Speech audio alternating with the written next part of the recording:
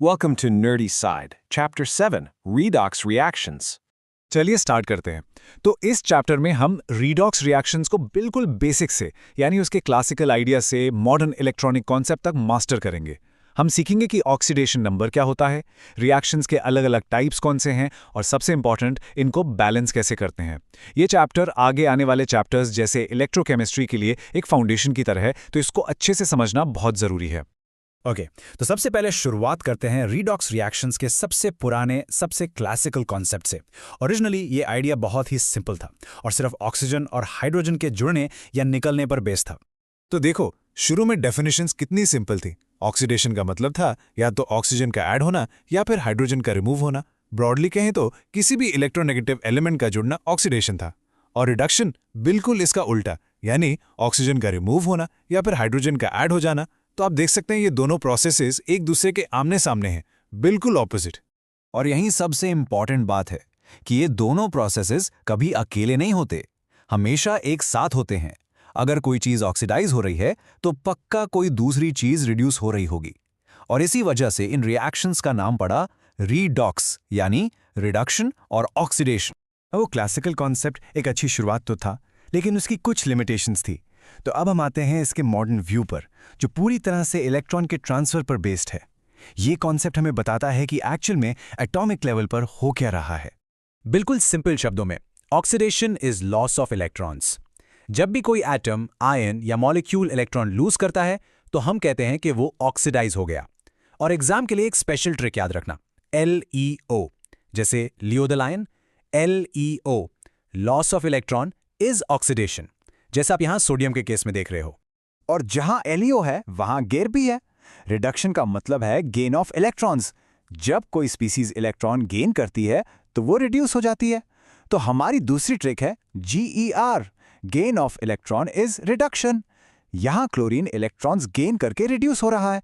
तो बस ये याद रखो, LEO सेज गैर। अच्छा, अब इन रिएक्शंस में दो इंपॉर्टेंट प्लेयर्स होते हैं, ऑक्सीडाइजिंग एजेंट और रिड्यूसिंग एजेंट।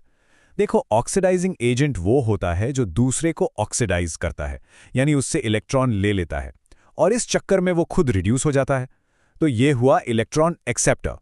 और रिड्यूसिंग एजेंट इसका उल्टा है, वो दूसरे को रिड्यूस करता है, यानी उसको इलेक्ट्रॉन देता है और इस प्रोसेस में वो खुद ऑक्सीडाइज हो जाता है। तो ये हुआ इलेक्ट्रॉन डोनर। सिंपल है ना? देखो, इलेक्ट्रॉन का लेना देना आयनिक कंपाउंड्स में तो साफ साफ दिख जाता है, लेकिन कोवेलेंट कंपाउंड्स का क्या? वहां तो कंप्लीट ट्रांसफर होता ही नहीं। तो इस प्रॉब्लम को सॉल्व करने के लिए हम एक बहुत ही पावरफुल टूल यूज करते हैं, जिसे कहते हैं ऑक्सीडेशन नंबर। ये एक तरह से इलेक्ट्रॉन्स का हिसाब किताब यानी बुक कीपिंग करने का मेथड है। ओके, अब ये रूल्स इस चैप्टर का फाउंडेशन है, तो इन पर ध्यान देना। कोई भी एलिमेंट जब अपनी फ्री स्टेट में होता है उसका ON 0 होता है। किसी सिंपल आयन का ON उसके चार्ज के बराबर होता है। ऑक्सीजन यूजली -2 होता है और हाइड्रोजन +1। लेकिन इनके भी कुछ एक्सेप्शंस हैं, जैसे पेरोक्साइड्स और फ्लोरीन। वो सबसे ज़्यादा इलेक्ट्रोनेगेटिव है, तो वो हमेशा -1 ही रहता है। और सबसे इंपॉर्टेंट रूल, किसी भी न्यूट्रल कंपाउंड में सारे ON का टोटल सम 0 होता है और आयन के केस में उसके चार्ज के बराबर। तो अब इन रूल्स की मदद से हम रीडॉक्स को एक नए और यूनिवर्सल तरीके से डिफाइन कर सकते हैं। भूल जाओ ऑक्सीजन और हाइड्रोजन को, बस इतना याद रखो, अगर ऑक्सीडेशन नंबर बढ़ रहा है तो वो ऑक्सीडेशन है, और अगर ऑक्सीडेशन नंबर घट रहा है तो वो रिडक्शन है। इतना सिंपल और इतना पावरफुल। चलिए, अब जो सीखा है उसको अप्लाई करके देखते हैं। ये NCERT का एक टिपिकल प्रॉब्लम है। हमें प्रूव करना है कि ये रिएक्शन एक रीडॉक्स रिएक्शन है। तो चलिए इसको सॉल्व करते हैं। तो देखो, सबसे पहला स्टेप है हर एलिमेंट को उसका ऑक्सीडेशन नंबर असाइन करना। हम साफ साफ देख सकते हैं कि कॉपर का ऑक्सीडेशन नंबर +1 से 0 हो गया।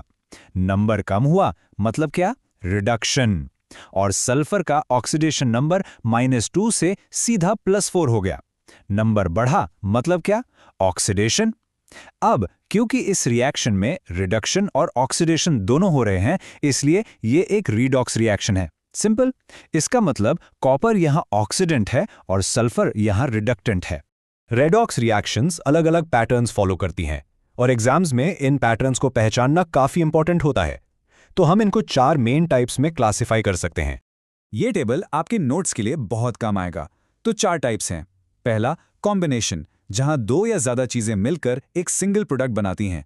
दूसरा, डीकंपोजिशन, जो इसका ठीक उल्टा है।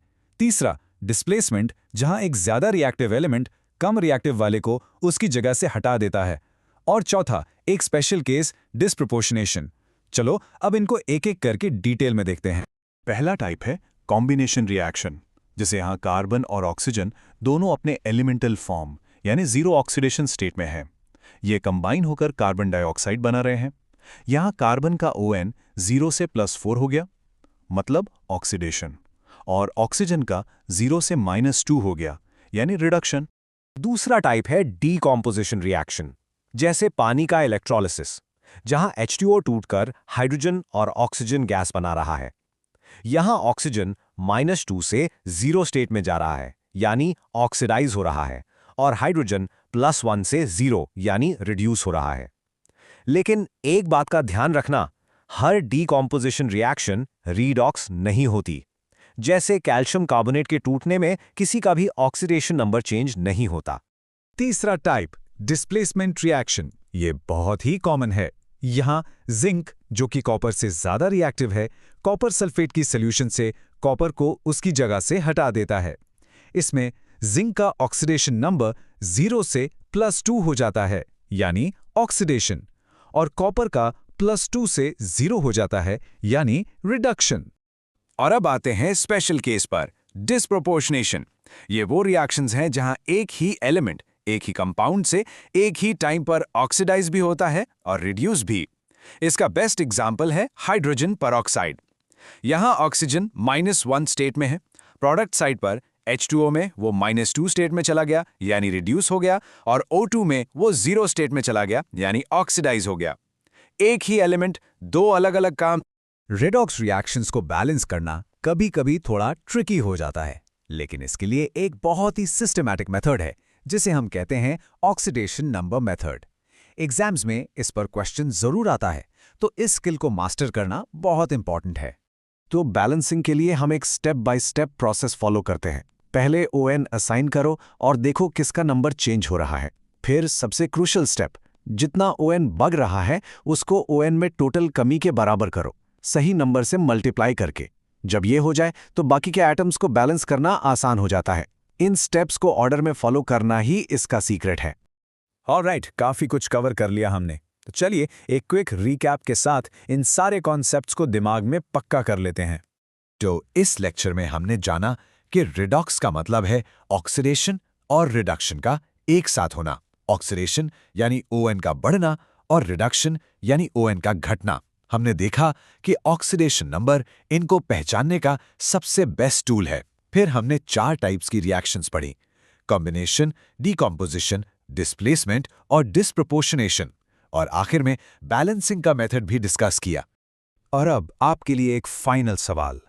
हम जानते हैं कि मेटल एक्टिविटी सीरीज में जिंक सिल्वर से कहीं ज्यादा रिएक्टिव है, तो क्या सॉलिड सिल्वर जिंक सल्फेट के सॉल्यूशन से जिंक को डिस्प्लेस कर सकता है?